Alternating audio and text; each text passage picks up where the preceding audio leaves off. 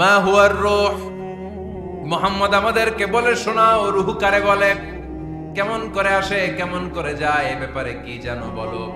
2 number প্রশ্ন, মান হুম আসহাবুল কাহাফ, আসহাবে কাহাফ সম্পর্কে কি জানো।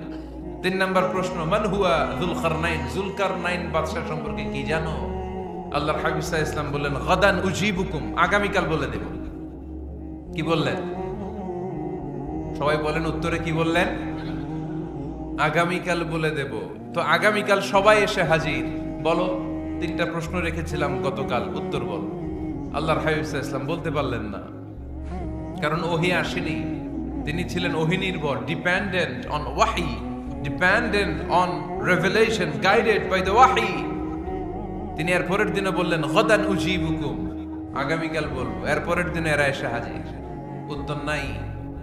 আল্লাহর হাবিব সাল্লাল্লাহু আলাইহি ওয়াসাল্লাম আবারও বললেন গাদান উজিবুকুম, আগামীকাল বলবো। এর পরের দিনে এরা এসে হাজির। এরকম 1 দিন 2 দিন 3 দিন নয়, টানা 15 দিন আল্লাহর হাবিব সাল্লাল্লাহু আলাইহি ওয়াসাল্লামের প্রশ্নগুলোর উত্তর করতে পারেন নাই। আল্লাহর হাবিব সাল্লাল্লাহু আলাইহি সাল্লামের নবুয়তী জিন্দেগিতে এত বিব্রতকর পরিস্থিতিতে তিনি কখনো পড়েন নাই। ইহুদিরা প্রতিদিন এসে হট্টগোল করে আর মক্কায় রটনা ছড়ায়, দেখো এই লোকটা যদি সত্যি নবী হতো তাহলে তো উত্তর করতে পারতো, ঠিক কি না?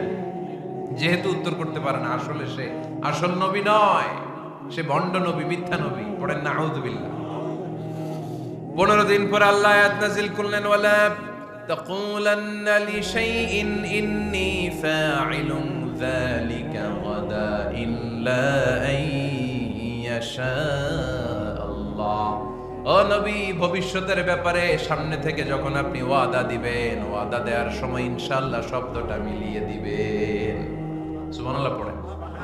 আল্লাহর হাবিব সাল্লাল্লাহু আলাইহি সাল্লামকে শিখানোর মধ্য দিয়ে গোটা উম্মাহকে আল্লাহ শিখাই দিলেন যে ভবিষ্যতের কমিটমেন্ট যখন দিব, প্রমিস যখন দিব, প্রমিস দেওয়ার সময় কি বলবো? কি বলবো? আল্লাহর হাবিব সাল্লাল্লাহু আলাইহি সাল্লাম ইনশাআল্লাহ বলতে ভুলে গিয়েছিলেন। এজন্য 15 দিন, টানা 15 দিন ওহী আসে নাই। আল্লাহর হাবিব সাল্লাল্লাহু আলাইহি সাল্লাম একবার মসজিদে নববীতে ঢুকলেন, ঢুকেই দেখলেন সাহাবারা কথা বলছে। এক সাহাবী বললেন, আমার কাছে তো সবচেয়ে অবাক লাগে যে আল্লাহ তাআলা সর্বপ্রথম যে মানুষকে বানালেন ওনার নাম কি? সবাই পড়েন। তুমি মাটির আদমকে প্রথম সৃষ্টি করিয়া ঘোষণা করিয়া দিলে শ্রেষ্ঠ বলিয়া, তাই তো নূরের ফেরেশতা করে আদমকে সেজদা, ঠিক কিনা? তাই তো নূরের ফেরেশতা করে আদমকে সেজদা, সবার চেয়ে সম্মান দিলে মাটির আদমকে। আল্লাহু আল্লাহু তুমি জাল্লে জালালুহু, শেষ করা তো যায় না গে তোমার গুণগান। আল্লাহু আল্লাহু, সুবহানাল্লাহ পড়েন। এই সাহাবী বললেন যে আমার কাছে সবচেয়ে অবাক লাগে যে আল্লাহ তাআলা প্রথম মানুষ হিসেবে আদম আলাইহিস সালামকে বানালেন আর ওনাকে উপাধি দিলেন সফিউল্লাহ। আদম আলাইহিস সালামের উপাধি উত্তর দিতে হবে আওয়াজ করে। আদম আলাইহিস সালামের উপাধি কি ছিল? আল্লাহর হাবিব সাল্লাল্লাহু আলাইহি ওয়াসাল্লাম দূরে দাঁড়িয়ে শুনছেন সাহাবাদের কনভারসেশন। আরেক সাহাবা বললেন, আরে আমার কাছে তো এর চেয়ে বেশি অবাক লাগে যে তিনি মুসা আলাইহিস সালামকে বানিয়েছেন নাজিউল্লাহ। নাজিউল্লাহ, যে আল্লাহর সাথে নাজা ইউনাজি, মুনাজাত করে, গোপনে কথা বলে, কালিমুল্লাহ। এটা অবাক লাগে যে আল্লাহ তাআলা কোনো মিডিয়া ছাড়া, ভায়া ছাড়া, মাধ্যম ছাড়া পৃথিবীর একটা মানুষের সাথে সরাসরি কথা বলবেন। আমার কাছে তো ওনার মর্যাদাটা সবচেয়ে বড় মর্যাদা মনে হয়, উনি নাজিউল্লাহ। আরেক সাহাবা বললেন, আমার কাছে তো এর চেয়ে বেশি অবাক লাগে সাইয়েদনা ইব্রাহিম আলাইহিস সালামের ব্যাপারটা, কারণ ওনাকে আল্লাহ তাআলা বানিয়েছেন খলিলুল্লাহ।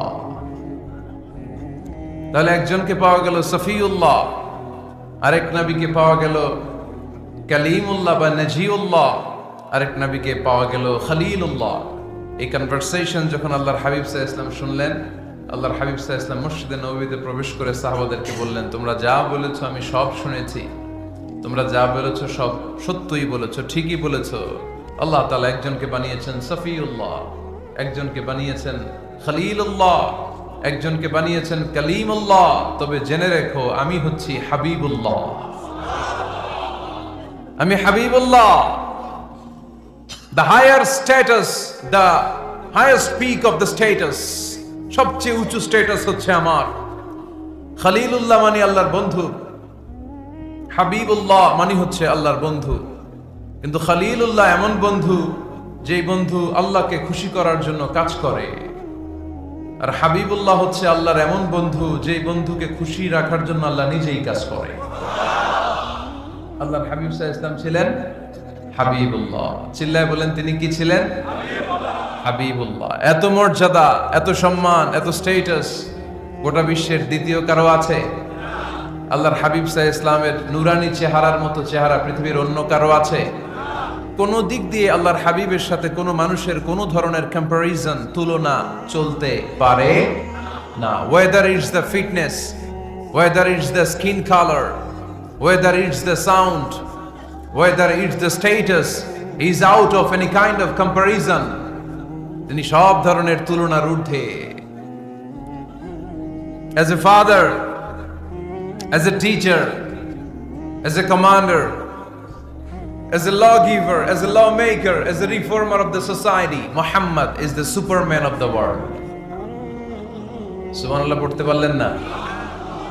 স্বামী হিসেবে, বাবা হিসেবে, নেতা হিসেবে, সমাজ সংস্কারক হিসেবে, নবী হিসেবে আল্লাহ রাসূল সাল্লাল্লাহু আলাইহি ওয়াসাল্লাম হচ্ছেন এই পৃথিবীর একজন সুপারম্যান। আল্লাহু আকবার। যার উপর একবার দুরূদ পড়লে 10টি রহমত নাজিল করে কে? 10টি গুনাহ মাফ করে কে? যিনি দুরূদ পড়ল তার স্ট্যাটাসকে 10 গুণ বাড়িয়ে দেয় কে? ওই হাবিব সাল্লাল্লাহু আলাইহি ওয়াসাল্লামের উম্মত হতে পেরে আমরা খুশি না বেজা? আমরা আল্লাহর রাসূল সাল্লাল্লাহু আলাইহি ওয়াসাল্লামকে আজকে জানার চেষ্টা করব কোরআনের আলোকে। ইনশাআল্লাহ পড়েন। আল্লাহর হাবিব সাল্লাল্লাহু আলাইহি ওয়াসাল্লাম এতটাই মর্যাদার অধিকারী, ওনার স্ট্যাটাস এত হাই, উনি যদি ওনার মুখ দিয়ে কখনো বলেছেন ইয়েস, ওটা শরীয়তেও ইয়েস। উনি যদি মুখ ফসকে কখনো বলেছেন নো, মানে না, এটা শরীয়তেও না। তার মানে উনি হ্যাঁ বললে এটা হালাল হয়ে যায়, উনি না বললে এটা হারাম হয়ে যায়। উনি আঙ্গুল তুললে চাঁদ ভেঙে 2 ভাগ হয়ে যায়। উনি জমিন থেকে পা উপরে উঠালে আল্লাহর আরশের দিকে মেরাজে চলে যায়। উনি এমন নবী, উনারে বাদ দিলে ইসলাম থাকে না, থাকে? উনি এমন রাসূল, উনারে বাদ দিলে কোরআন বোঝা যায় না, কারণ কোরআন ওনার উপর নাজিল করেছে কে? উনি এমন হাবিব যাকে বাদ দিলে হাদিস বোঝা যায় না, কারণ এই হাদিস হচ্ছে এই প্রিয় নবীর মুখনিসৃত বাণী, ঠিক কি না?